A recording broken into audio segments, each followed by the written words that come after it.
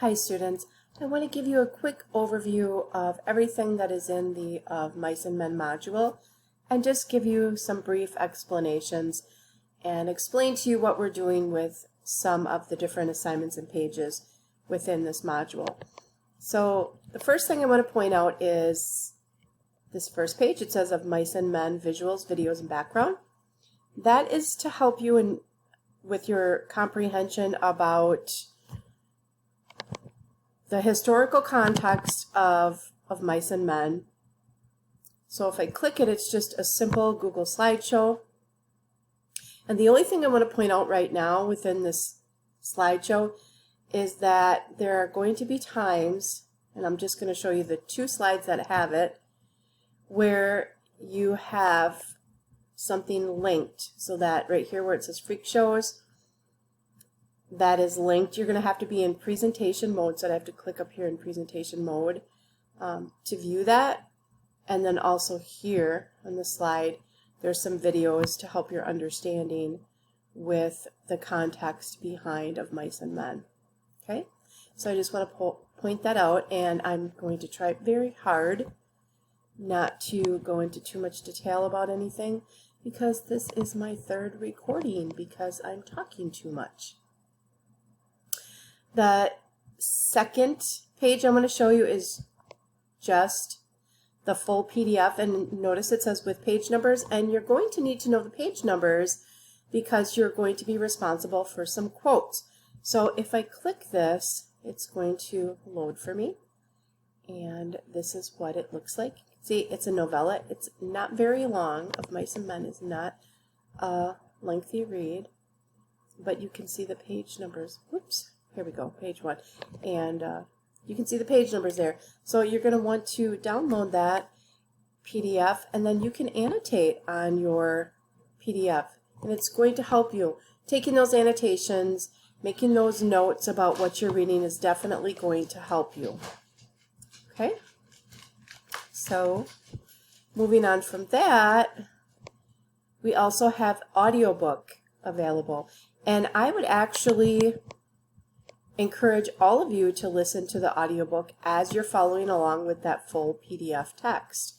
Okay, so there's 6 chapters in this novella, and like I said, I encourage you to follow along. It's really going to help your understanding to hear it professionally read as you're following along. Trying to move fast here.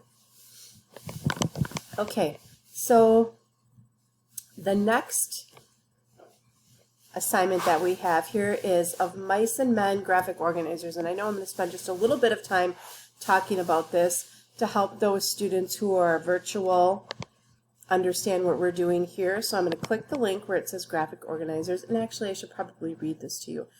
Dear students, once you select your focus for the poster collage, and you're probably thinking, what is the poster collage? Well, that's the summative assignment that is attached to this particular novella. So once you select your focus for the poster collage, and then in parentheses it says a single character and the social critiques they represent, or a single societal issue and the characters who enforce that belief, choose one of the graphic organizers below to collect your evidence. If choosing the last option, you must have discussed this with your teacher first. So there is an option, and we'll go through that in a bit. So I'm going to click on this and just pull it up and download. So remember, you're only choosing one of these, not all of them. Okay, so these are like little mind maps, if you will, for you. Here it says Of Mice and Men, Social Issues and Character Representations. So in this one, you're just focusing on the social issues here and the characters that represent that social issue. And then in these outer bubbles is where you would actually put your quote. And I modeled one for you here. Now, if you recall, in your freshman year, you read To Kill a Mockingbird. So one of the social issues in To Kill a Mockingbird was racism. I'm sorry, I had to stop my recording for a minute. So again, as I was saying, one of the social issues is racism. Okay, and then we're going to focus on the characters. And here in this model, we have 2 different characters. I'm just going to focus on Jem right now. So we have Jem here, and the quote that I'm using is, don't see how any jury could convict on what we heard. And this is in the novel at this time. It's when Jem and Scout and Dill are actually sitting up with the black members who are in the courtroom, okay? So the onlookers, the people that came to watch the trial just as they did, okay, the observers. But remember, there was segregation going on, so the black people had to sit on the upper level, and all the white people could sit down below. But there wasn't enough seats, so Jem and Scout and Dill ended up sitting with the black community. And so he's listening to all of this evidence, and as he's listening to it, he's not looking through a lens of racism. He's simply seeing Tom Robinson as a human being who is wrongly convicted, and that is why he says he doesn't see how any jury could convict on the evidence. However, we know the outcome is different, and that makes that quote very significant. Okay, so the next graphic organizer I want to show you is just where we're considering one particular character and the social critiques that that particular character represents. Okay, so we put the social critique in this box. So thinking about the last one that I just talked with you about, we would put racism here as a social critique. So Tom Robinson's name could go here, racism could go here, and the quote would go here. And I have another model for you right here, okay, which has Tom Robinson. We have racism down here. But let's talk about this one. Another social critique of To Kill a Mockingbird was social hierarchy. Okay, so if you remember, there was a definite social hierarchy established in To Kill a Mockingbird. First, we had our white people who were more educated. They had a long-standing name and make home that dated way back. Okay, that was very important during that time. And then we had people the country folk, who were hardworking and respected, but maybe they weren't as educated. They were next on that rung of the ladder, if you will. And after that, we had people like the Ewell family, who they were white, but they didn't necessarily abide by all of the rules within the community. And they lived off the system. And after that, we had the African American community. And the quote that I chose is very significant. And it says, "They turned off the highway, rode slowly by the dump, and passed the Ewell residence down the narrow lane to the Negro cabins." So within this quote, we're seeing that as they're riding, they're going past the dump, then past the Ewells, down to the Negro cabins. So even within this quote, we're seeing the social hierarchy, but we're also noticing, excuse me, how the African American community is segregated. They're off in their own little area. Okay, and that's what makes this quote so significant, so important, is because we can visualize it as we're reading it, right? Dump, the Ewells, the Ewell household, the residents, and then we can picture seeing all of these African American cabins lined up and how they're segregated from the rest of the community.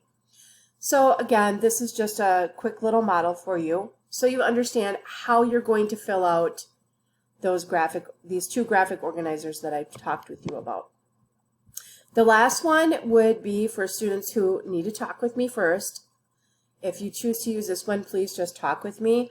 And the reason I'm saying that is you may want to use it because you're not sure what you want to do, but also it's not as visually laid out as the other two.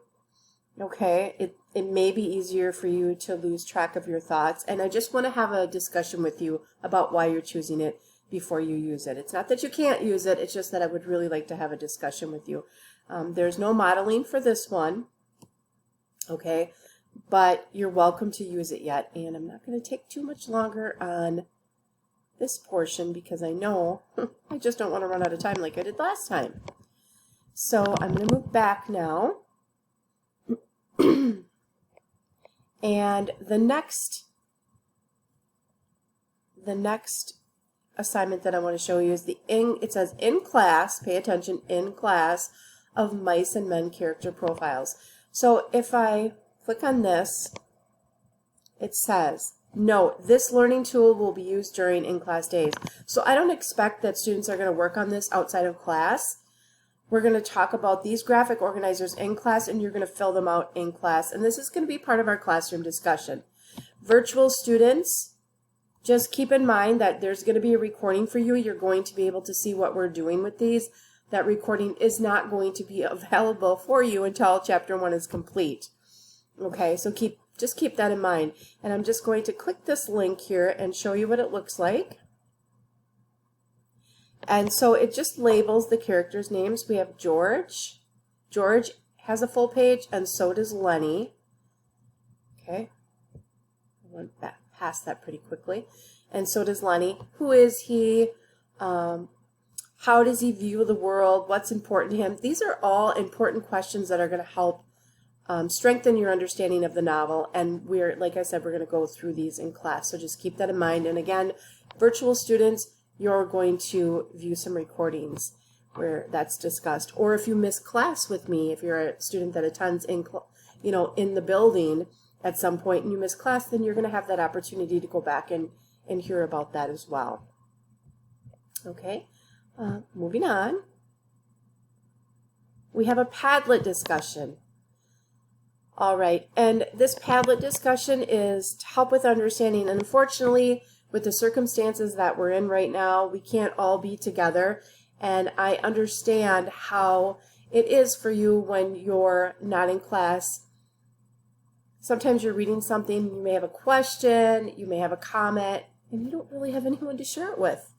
Okay, well, this Padlet is going to help you with that. Now, you're going to notice that I have a video already for this. I have a video detailing the expectations for this, so please watch that before you actually do go onto the Padlet and make a post. But I'm going to just open this up quickly so you can see it. Ooh, look at that mouse. Okay. Again, this column over here on the left-hand side is something you're going to see in the video as well. I'm going to talk about the purpose of why we're doing this. And the purpose that we're doing this is because we don't have in-class time as a large group. And it's important for you to hear your peers, and it's important for you to share your perspectives with your peers. And it's also important to respectfully agree and disagree with one another. And we're going to have that opportunity to do that here. Now, right now, I only have chapters 1 through 3. And there's sometimes 1 to 2 columns per chapter.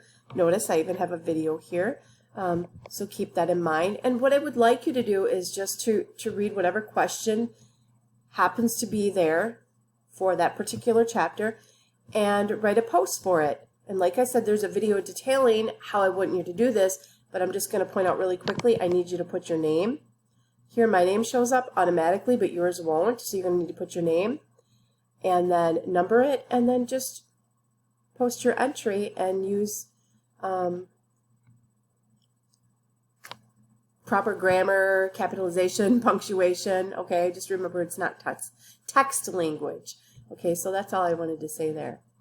I am going to look at these. I'm going to engage with you on this Padlet, so you may say something and Mrs. L may, respond back to you, and you yourselves should be responding to one another. Okay, just watch for more information on the announcements in terms of this Padlet.